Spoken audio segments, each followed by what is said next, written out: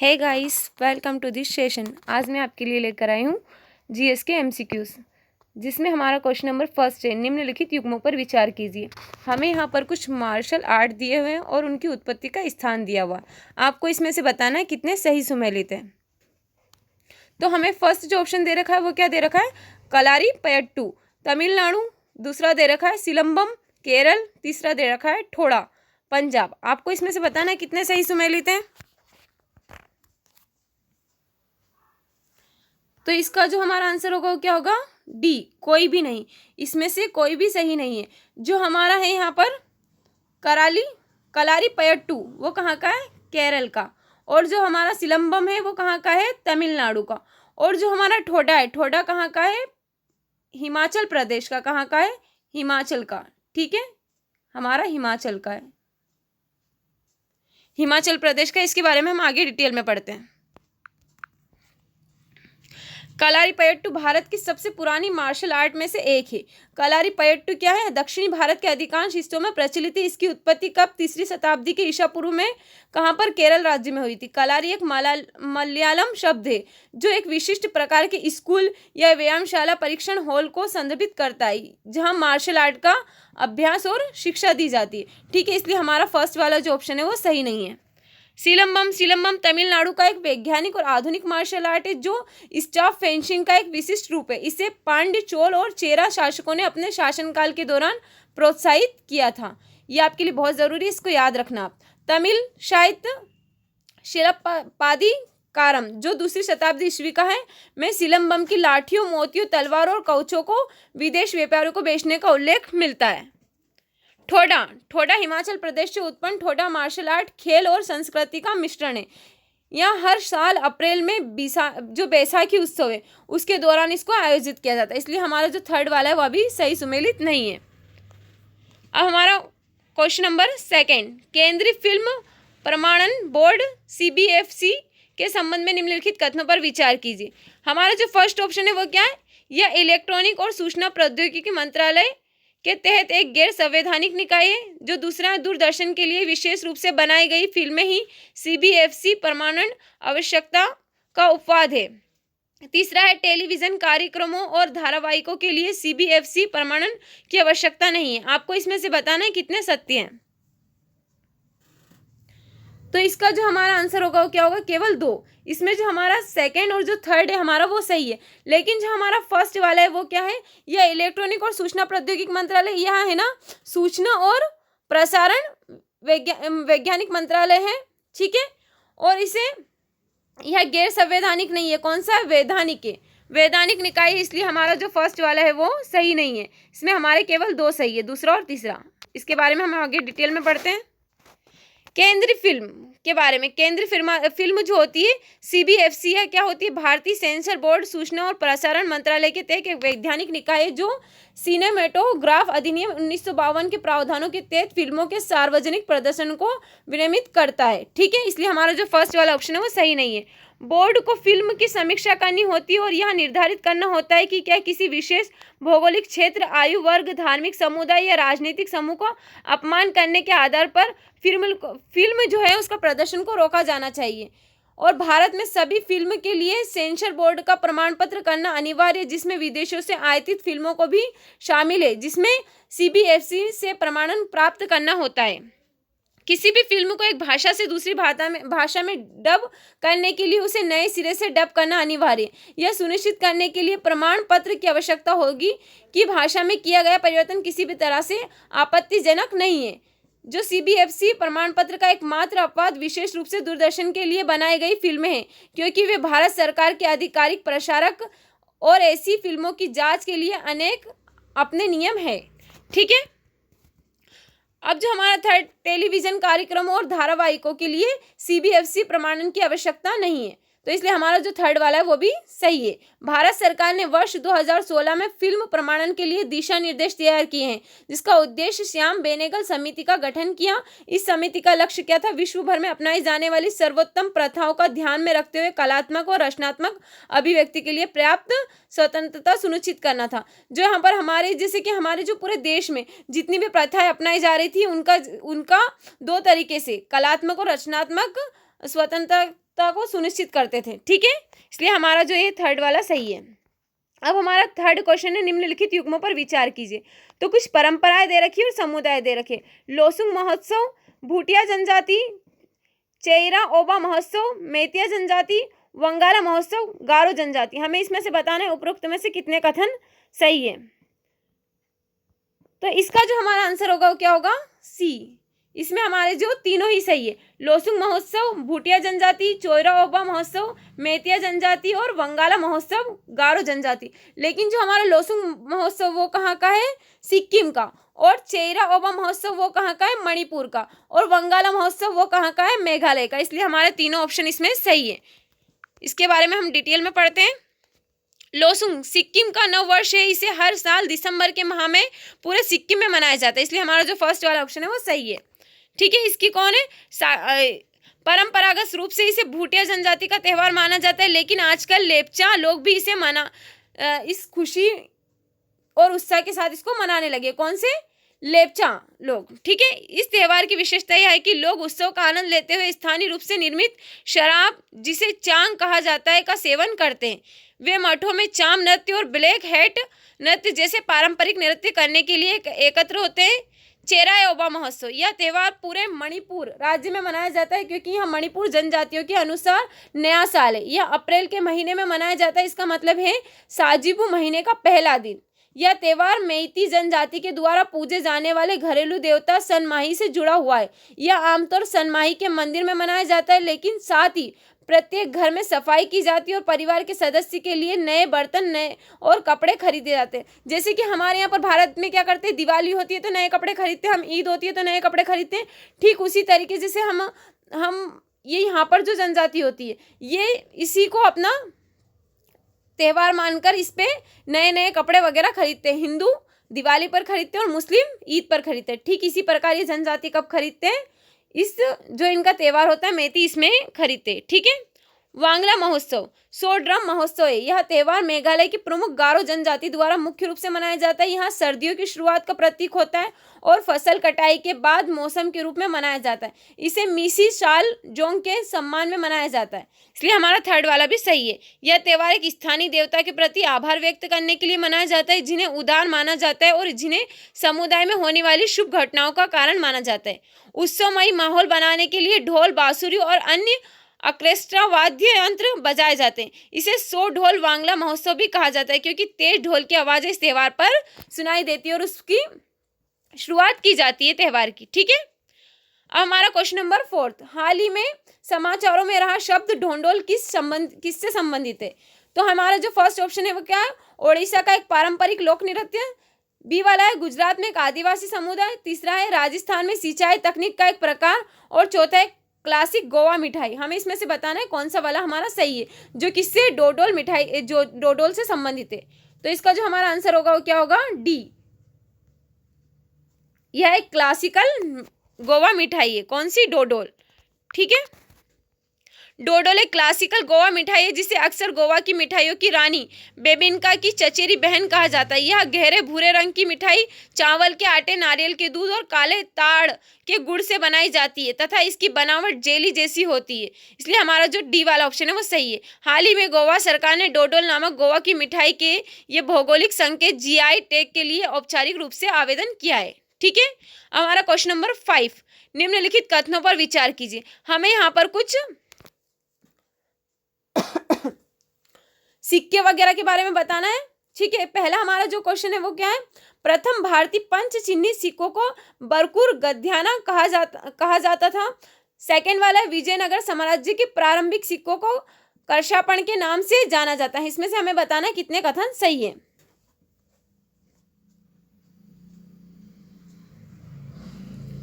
तो इसका जो हमारा आंसर होगा क्या होगा, डी। इसमें से ना तो फर्स्ट सही है और ना ही सेकंड सही है। इसमें हमारा जो फर्स्ट वाला है उसमें क्या दे रखा है, प्रथम भारतीय पंच चिन्हित सिक्कों को बरकुर गद्याना कहा जाता था। नहीं, इसे क्या कहा जाता था, कर्षापण। ये दोनों एक दूसरे में इंटरचेंज है। जो प्रथम भारतीय पंच चिन्हित सिक्के वो क्या कहला जाते हैं, कर्षापण, या फिर क्या कहा जाता था उनको, पण। और सेकेंड वाला जो है विजयनगर साम्राज्य के प्रारंभिक सिक्कों को कर्षापण नहीं, इसको क्या कहा जाता था, बरकुर। इसलिए जो हमारा इसका आंसर होगा वो क्या होगा, डी। ना तो एक सही है ना ही दो सही है। ठीक है, इसके बारे में हम डिटेल में पढ़ते हैं। विभिन्न महाजनपदों द्वारा जारी किए गए पंचचिन्ही सिक्के पुराण करशापण या पण नामक पहले भारतीय पंचचिन्ही सिक्के जो 6वीं शताब्दी ईसा पूर्व में भारत के गंगा मैदान के विभिन्न जनपदों और महाजनपदों द्वारा बनाए गए थे। ठीक है, इसलिए हमारा जो फर्स्ट वाला है वो सही नहीं है।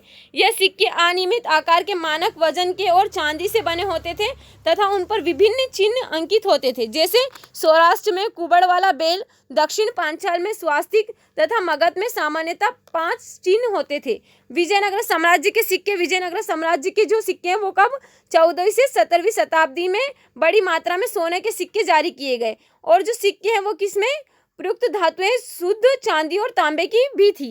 ठीक है, पांगोड़ा उच्च मूल्य वर्ग खंजर के प्रतीक के साथ दौड़ते युद्ध की आकृति। गोल्ड फेनम आंशिक इकाइयां, सिल्वर टारस आंशिक इकाइयां, तांबे के सिक्के दैनिक लेन देन। ठीक है, विजयनगर के शुरुआती सिक्के अलग अलग टकशलों में बनाए जाते थे और उन्हें अलग अलग नामों से पुकारा जाता था, जैसे कि बरकुर खद्यान, भटकल गद्यान आदि शिलालेख कन्नड़ या संस्कृत में थे। ठीक है, हमारा जो है क्वेश्चन नंबर 6, निम्नलिखित में से कौन भारतीय संस्कृति और विरासत के संरक्षण का प्रावधान करता है? तो आपको इसमें से बताना हमारे कितने कथन सही है। तो पहला हमारा जो ऑप्शन है वो क्या है? भारतीय संविधान के अनुच्छेद 29 और अनुच्छेद 49, पुरावशेष एवं कला निधि अधिनियम 1972, प्राचीन एवं ऐतिहासिक स्मारक तथा पुरातत्व स्थल और अवशेष राष्ट्रीय महोत्सव की घोषणा अधिनियम 1951। इसमें से हमें बताना कितने या इसमें कौन से सही है। तो इसका जो हमारा आंसर होगा वो क्या होगा? डी। इसमें जो हमारा पहला, दूसरा और तीसरा तीनों ही इसमें सही है। ठीक है, अनुच्छेद 29 अल्पसंख्यकों के हितों का संरक्षण। यह अनुच्छेद केवल उन समुदाय की संस्कृति की रक्षा पर केंद्रित है जो भारत के संविधान के अनुसार अल्पसंख्यक है। अनुच्छेद 49 राष्ट्रीय मूल्य के स्मारकों, स्थानों और वस्तुओं का संरक्षण। संविधान का यह अनुच्छेद उन सभी स्मारकों, वस्तुओं के महोत्सव को पुनः रेखांकित करता है जो भारत की विरासत से संबंधित है। पुरावशेष एवं कला संपदा अधिनियम 1972, यह अधिनियम कला वस्तुओं और पुरावशेषों से संबंधित है। चल संपत्तियों पर प्रभावी नियंत्रण सुनिश्चित करने के लिए बनाया गया था। इसका उद्देश्य भारतीय पुरावशेषों के निर्यात, व्यापार को नियंत्रित करना और तस्करी तथा धोखाधड़ी के लेन देन को रोकने के लिए एक कदम आगे बढ़ाना था। ठीक है, प्राचीन एवं ऐतिहासिक स्मारक तथा पुरातत्व स्थल एवं अवशेष राष्ट्रीय महोत्सव की घोषणा अधिनियम 1951। इस अधिनियम के तहत ऐतिहासिक महोत्सव के सभी स्मारक और पुरातत्व स्थल जो पहले प्राचीन स्मारक संरक्षण अधिनियम के अंतर्गत आते थे, उन्हें पुनः राष्ट्रीय महोत्सव महत्व की वस्तुएं घोषित किया गया। वर्ष 1921 में 1904 की मूल सूची में लगभग 450 स्मारक और पुरातत्व स्थल जोड़े गए। ठीक है, इसलिए हमारा जो डी वाला ऑप्शन होगा वो सही होगा। अब हमारा क्वेश्चन नंबर 7, प्रवाल भित्तियों के संदर्भ में निम्नलिखित कथनों पर विचार कीजिए। ग्रेट बैरियर रीफ गहरे समुद्र से सबसे बड़े प्रवाल भित्ति प्रणाली है। सेकेंड वाला है गहरे समुद्र में प्रवाल भित्तियां सूर्य के प्रकाश की पहुंच से परे क्षेत्रों में मौजूद है। थर्ड है गहरे समुद्र की प्रवाल भित्तियां उन कार्बनिक पदार्थों पर निर्भर रहती है जो स्थायी जल से वर्षा के रूप में गहरे समुद्र में गिरते हैं। आपको इसमें से बताना कितने सही नहीं है। तो इसका जो हमारा आंसर होगा वो क्या होगा? केवल एक। इसमें हमारा जो केवल एक सही नहीं है, और वो कौन सा वाला सही नहीं है हमारा? इसमें जो हमारा फर्स्ट है ग्रेट बैरियर रीफ गहरे समुद्र में सबसे बड़ी प्रवाल भित्ति है, तो ये क्या है? अमेरिका के अंटार्कटिक जो तट है उस पर प्रवाल भित्ति है। ठीक है, इसके बारे में हम डिटेल आगे में पढ़ते हैं। वैज्ञानिक ने संयुक्त राज्य अमेरिका के अंटार्कटिक तट पर स्थित सबसे बड़ी गहरे ज्ञात समुद्र की प्रवाल भित्ति का मानचित्रण किया। हाल ही में खोजी गई गहरे पानी में स्थित सबसे बड़ी कोरल रीफ की अपेक्षा ग्रेट बैरियर रीफ उथले पानी में स्थित सबसे बड़ी कोरल रीफ प्रणाली है। इसलिए हमारा जो कथन फर्स्ट सही नहीं है। 200 से 1000 मीटर की गहराई पर खोजी गई गहरे समुद्र की प्रवाल भित्तियों सूर्य के प्रकाश की पहुंच से परे क्षेत्रों में मौजूद है। इसलिए हमारा जो सेकंड वाला है सही है। गहरे समुद्र में स्थित प्रवाल भित्तियां सतही जल से गहरे पानी में प्रवाहित होने वाले कार्बनिक पदार्थों पर जीवित रहती है। इसलिए जो हमारा थर्ड वाला ऑप्शन है वो भी सही है। अब हमारा क्वेश्चन नंबर 8, भारत नेपाल संबंधों के संबंध में निम्नलिखित कथनों पर विचार कीजिए। इसमें से हमें बताना है कितने कथन सही है। हमारा पहला क्या है, नेपाल 6 भारतीय राज्यों के साथ 1850 किमी से अधिक की सीमा साझा करता है। सेकेंड है, वर्ष 1950 की शांति और मित्रता की संधि भारत व नेपाल के बीच मौजूद विशेष संबंधों का आधार है। थर्ड है, भारत नेपाल का सबसे बड़ा व्यापार भागीदार और विदेशी निवेश का सबसे बड़ा स्रोत है। हमें इसमें से बताना कितने कथन सही है। तो इसका जो हमारा आंसर होगा वो क्या होगा, केवल इसमें जो हमारा आंसर होगा वो बी होगा। क्या होगा, केवल 2 और केवल 3। ये हमारे 2 और 3 दोनों सही है, लेकिन जो हमारा फर्स्ट वाला है, नेपाल 6 भारतीय राज्यों के साथ, 6 नहीं 5 भारतीय राज्यों के साथ अपनी 1850 किमी से अधिक सीमा साझा करता है। ठीक है, करीबी पड़ोसियों के रूप में भारत और नेपाल मित्रता एवं सहयोग के अनूठे संबंधों को साझा करते हैं, जिसकी विशेषता दोनों देशों के लोगों के बीच रिश्तेदारी तथा मजबूत सांस्कृतिक संबंध है। नेपाल 5 भारतीय राज्यों सिक्किम, पश्चिम बंगाल, बिहार, उत्तर प्रदेश और उत्तराखंड के साथ 1850 किमी से अधिक सीमा साझा करता है, इसलिए हमारा जो फर्स्ट वाला है वो ऑप्शन सही नहीं है। वर्ष 1950 की शांति और मित्रता की भारत नेपाल संधि भारत एवं नेपाल के बीच मौजूद विशेष संबंधों का आधार है, तो हमारा सेकेंड वाला सही है। भारत नेपाल का सबसे बड़ा व्यापार भागीदार तथा विदेशी निवेश का सबसे बड़ा स्रोत है। इसके अतिरिक्त भारत नेपाल के तीसरे देश के साथ व्यापार के लिए परागमन सुविधा प्रदान करता है। ठीक है, हमारा जो क्वेश्चन नंबर है वो क्या है, 9। भारतीय न्याय संहिता BNS 2023 के तहत हिट एंड रन कानून के संदर्भ में निम्नलिखित कथनों पर विचार कीजिए। जो हमारा फर्स्ट वाला ऑप्शन है क्या है, BNS 2023 में दुर्घटना स्थल से भागने पर 10 वर्ष तक की जेल की सजा का प्रावधान है। सेकेंड वाला, यदि ड्राइवर दुर्घटना के तुरंत बाद घटना की सूचना देता है तो 5 वर्ष तक की सजा का प्रावधान है। तीसरा, यह किसी पुलिस अधिकारी मजिस्ट्रेट को घटना की रिपोर्ट करने पर 7 लाख जुर्माना लगाता है। तो हमें इसमें से बताना कितने कथन सही है, सही नहीं है। आपको यहाँ पर ध्यान रखना है, नोट आपको जरूर देखना है, यहाँ पर नोट लिखा है कि कितने कथन सही नहीं है। तो इसका जो आंसर होगा हमारा क्या होगा, केवल एक सही नहीं है। इसमें जो हमारा फर्स्ट है, सेकंड वो सही है, और इसमें जो थर्ड है हमारा वो सही नहीं है। यह किसी पुलिस अधिकारी मजिस्ट्रेट को घटना की रिपोर्ट करने पर 7 लाख का जुर्माने का ऐसा कोई प्रावधान नहीं है, लेकिन इसमें 10 साल की सजा का और कुछ जुर्माने का प्रावधान है, इसलिए जो हमारा थर्ड वाला ऑप्शन है वो सही नहीं है। भारतीय न्याय संहिता BNS 2023 के तहत हिट एंड रन कानून, हिट एंड रन उपबंध भारतीय न्याय संहिता BNS का हिस्सा है, जिसका उद्देश्य औपनिवेशिक युग के भारतीय दंड संहिता 1860 को प्रतिस्थापित करना है। और जो BNS है 2023 की धारा 106(2) में दुर्घटना स्थल से भागने तथा किसी पुलिस अधिकारी अथवा मजिस्ट्रेट को घटना की रिपोर्ट करने में विफल रहने पर 10 वर्ष तक की कारावास तथा जुर्माने का प्रावधान है, इसलिए जो हमारा फर्स्ट वाला ऑप्शन है वो सही है। हालांकि यदि ड्राइवर दुर्घटना के तुरंत बाद घटना की रिपोर्ट करता है तो उन पर धारा 106(2) के स्थान पर 106(1) के तहत आरोप सिद्ध किया जाएगा। धारा 106(1) में गैर इरादतन हत्या की श्रेणी में नहीं आने वाली मौत, लापरवाही के कारण होने वाली मौत के लिए 5 वर्ष तक की सजा का प्रावधान है। BNS की धारा 106(2) में दुर्घटना स्थल से भागने और पुलिस अधिकारी मजिस्ट्रेट को घटना की रिपोर्ट करने में विफल रहने पर 10 वर्ष तक की कारावास तथा 7 लाख रुपए का जुर्माने का प्रावधान है। ठीक है,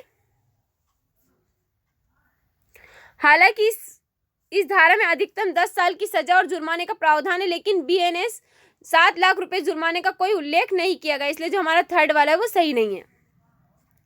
अब हमारा question number 10, gram positive bacteria गुलाबी या लाल दिखाई देते हैं, जबकि ग्राम नेगेटिव बैक्टीरिया बैंगनी रंग के दाग बनाए रखते हैं। आपको इसमें से बताना कितने कथन सही है। तो हमारा जो फर्स्ट वाला है क्या है, ग्राम पॉजिटिव बैक्टीरिया गुलाबी या लाल रंग में दिखाई देते हैं, जबकि ग्राम नेगेटिव बैक्टीरिया बैंगनी कलर के रंग में को दाग को बनाए रखते हैं। सेकेंड वाला, ग्राम नेगेटिव बैक्टीरिया की कोशिका भित्ति में एक पतली पेपिडोग्लाइकन परत होती है, जो क्या करती है, लिपिड झिल्लियों के बीच में स्थित होती है। तो हमें इसमें से बताना कितने कथन सही है।